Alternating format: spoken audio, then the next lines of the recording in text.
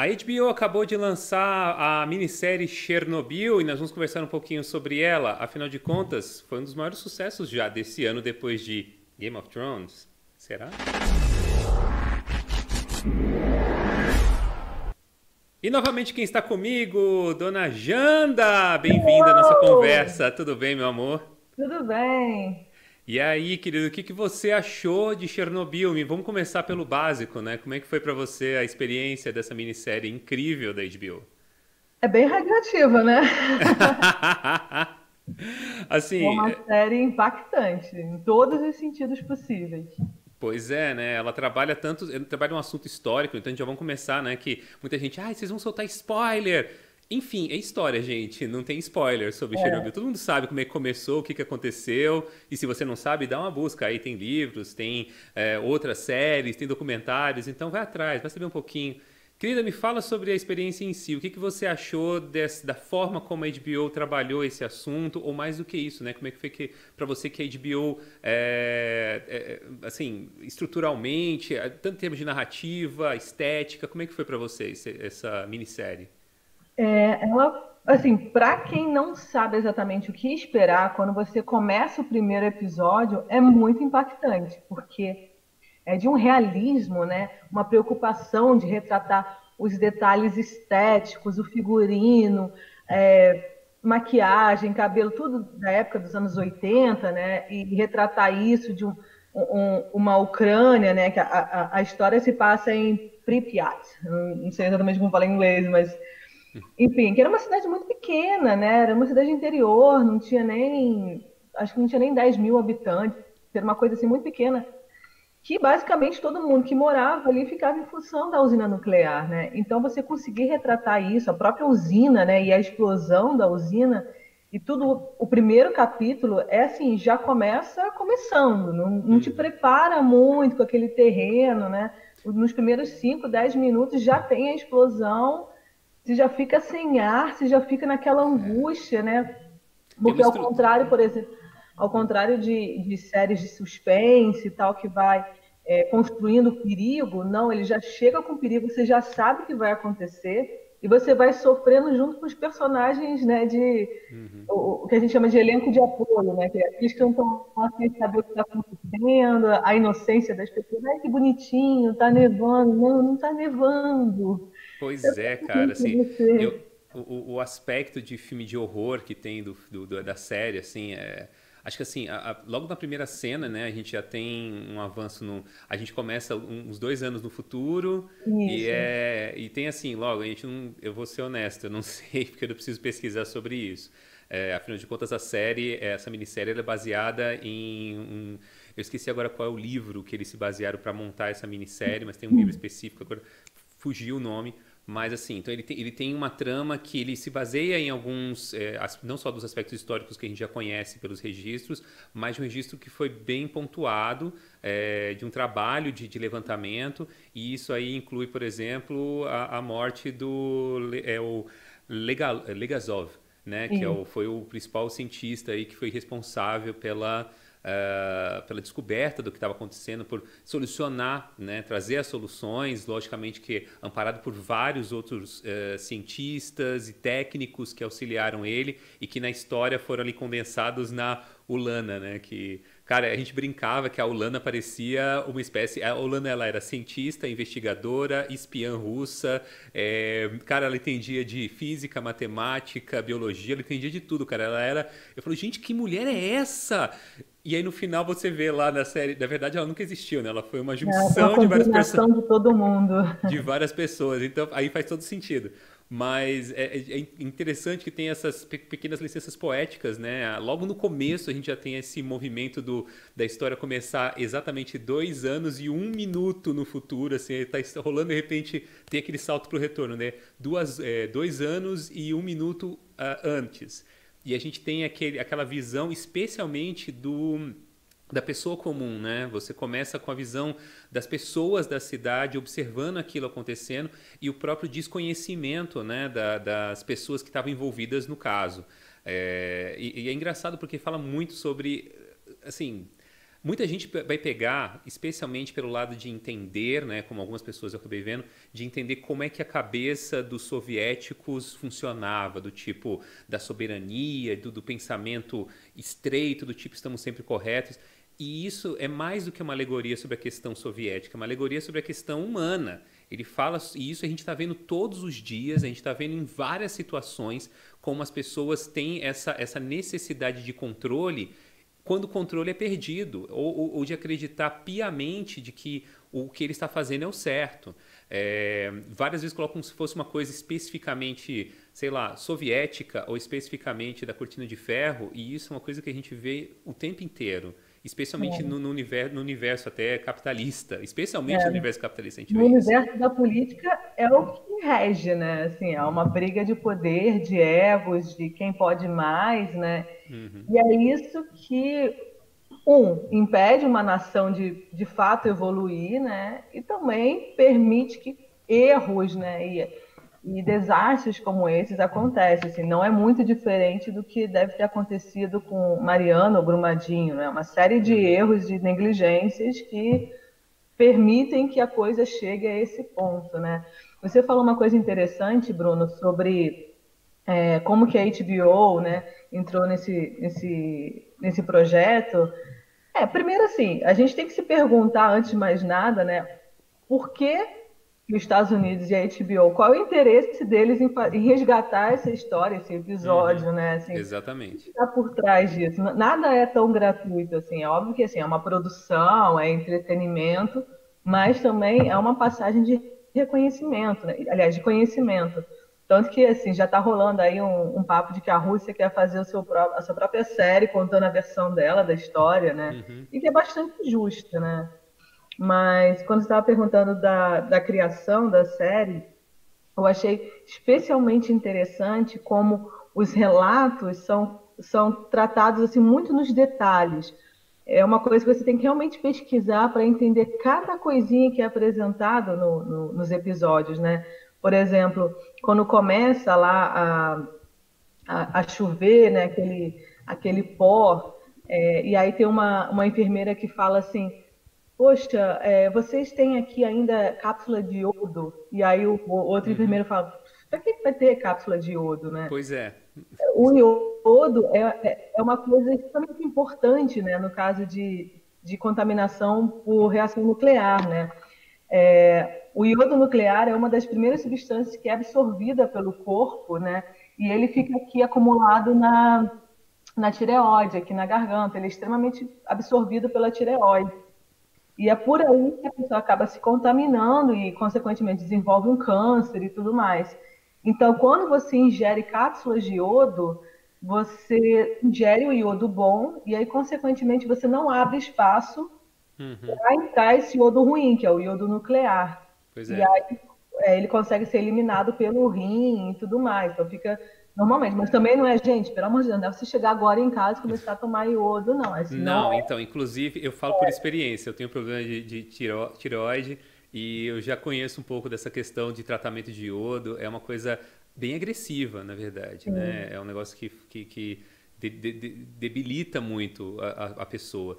Então, assim, vai com calma, galera. Mas, assim, isso é. mostra, essa questão, por exemplo, essa cena do iodo, por exemplo, que ela pergunta, né, se tem cápsula de iodo, mostra bem essa negligência geral. É mais do que uma soberba soviética, é uma questão de soberba humana. A gente tem a É. tendência a não acreditar que tudo é tão ruim assim. Você citou, por exemplo, Brumadinho, Mariana, e teve outras questões, né? Outros desastres que a gente pode enumerar que aconteceram aqui no Brasil e no mundo todo, né? Que vivem acontecendo, vira e mexe por questões de negligência ou de, vamos dizer assim, a gente acredita muito nas estruturas que a gente constrói, mas a gente não tem salvaguarda suficiente. Você vê um dos casos mais clássicos, né? A gente lembra sempre de Titanic, né? Que era o navio inafundável. E, cara, Isso. inafundável afundou na primeira viagem.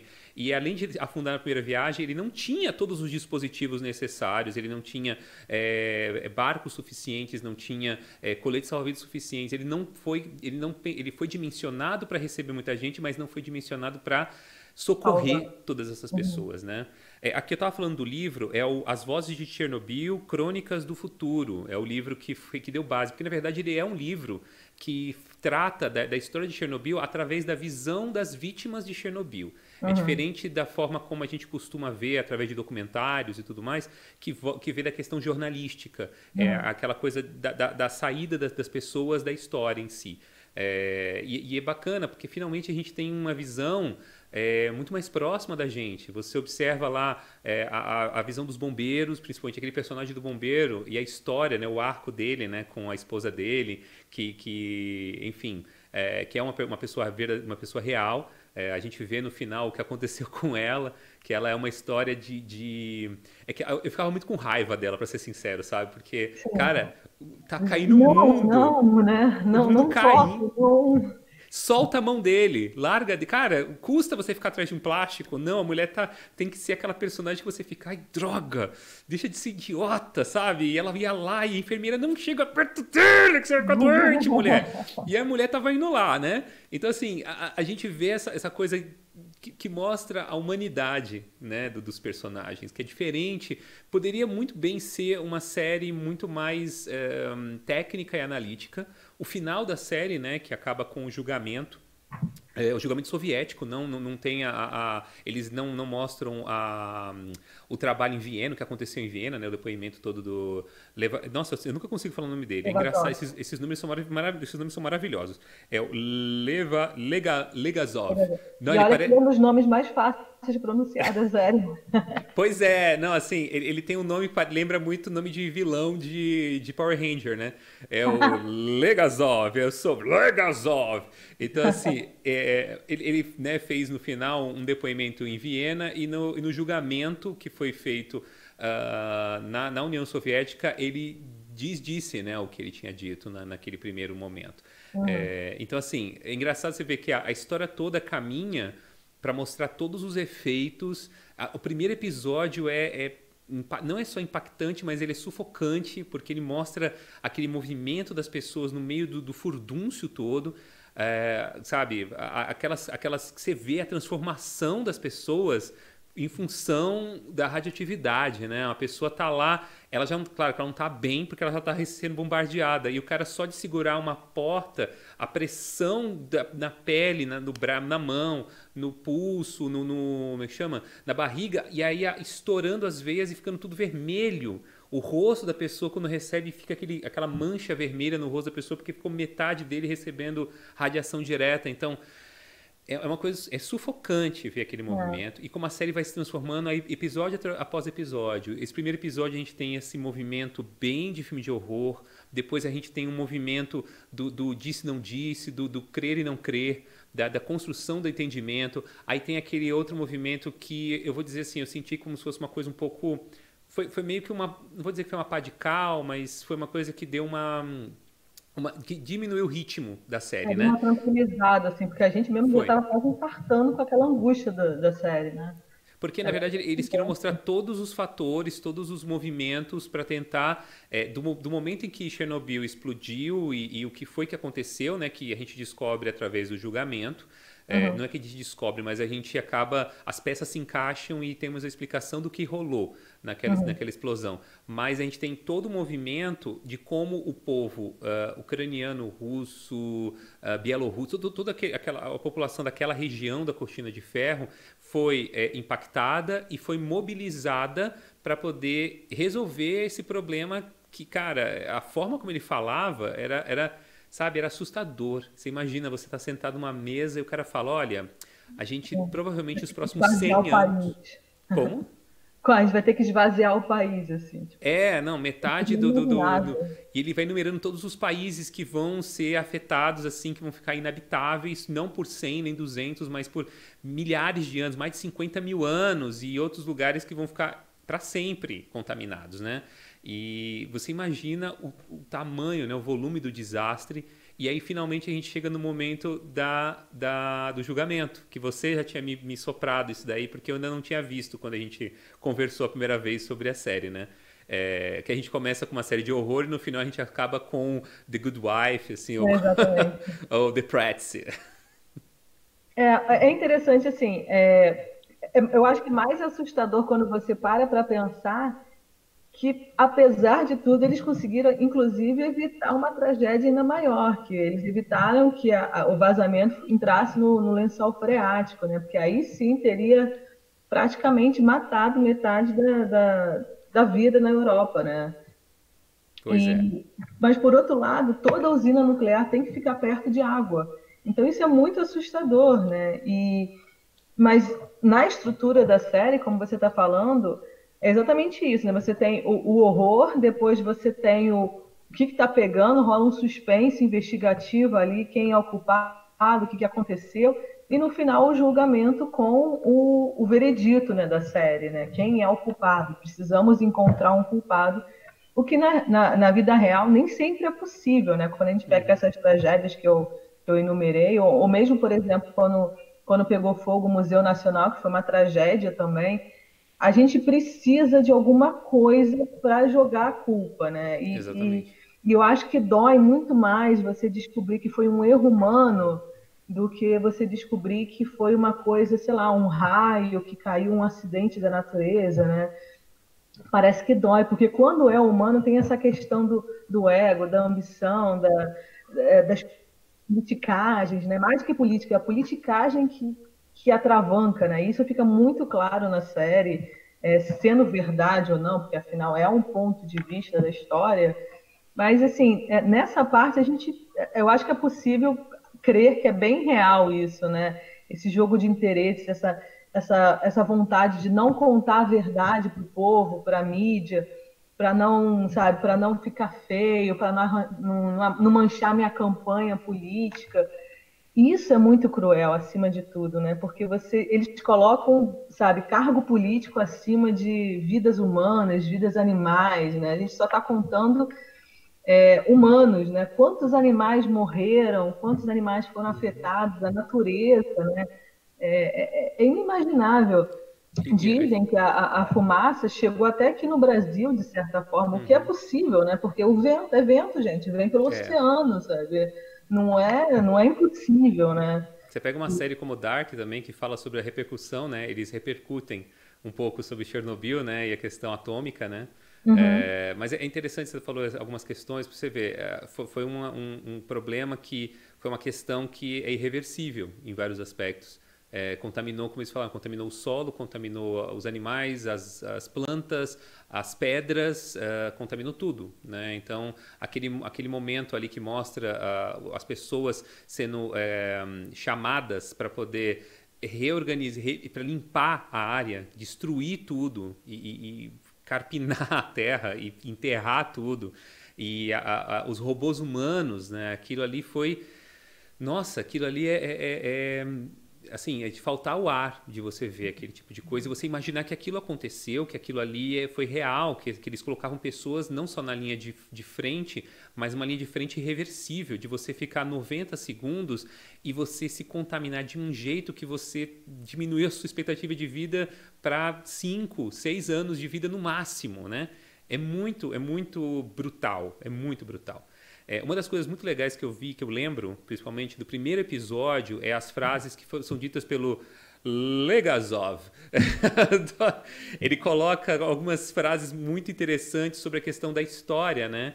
Que ele virou um pária dentro, né? Isso também é muito interessante porque mostra esse movimento contra a verdade, e a gente tem visto isso com muita força nos dias de hoje, como as pessoas querem reescrever a história o tempo inteiro, e lá eles deixam muito claro isso, tipo, você vai virar um nada, você vai ser apagado da história. Hoje a gente conhece esse homem, a gente conhece a história dele, ele morreu provavelmente sem ser reconhecido, mas provavelmente talvez com a ideia, porque através dos diários dele fica claro que ele falou, não, eu posso desaparecer hoje, mas isso vai a público, as pessoas vão conhecer essa realidade. E a história vai julgar a todos. A história julgou a todos, a história...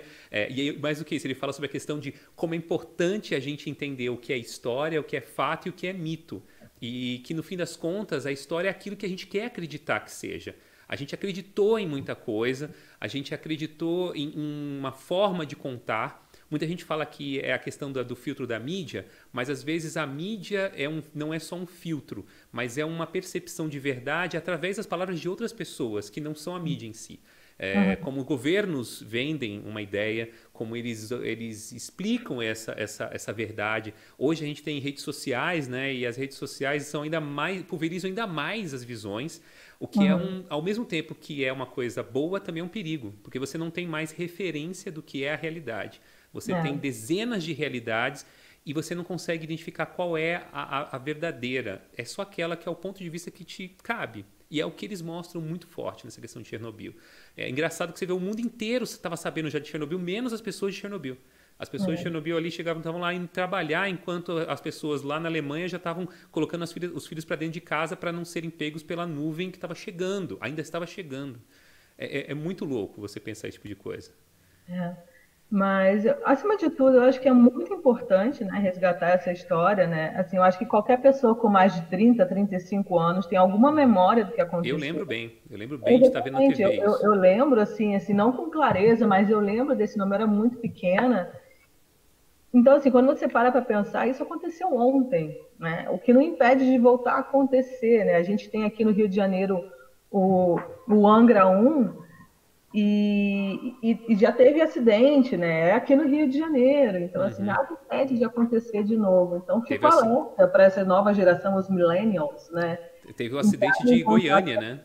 Exatamente, em Goiânia também. Então, acho que é importante isso, né? Por mais que seja através de uma série, entretenimento, né? Passa esse conhecimento num momento muito importante, como você falou, que está tendo essa movimentação de negação da história, negação dos fatos.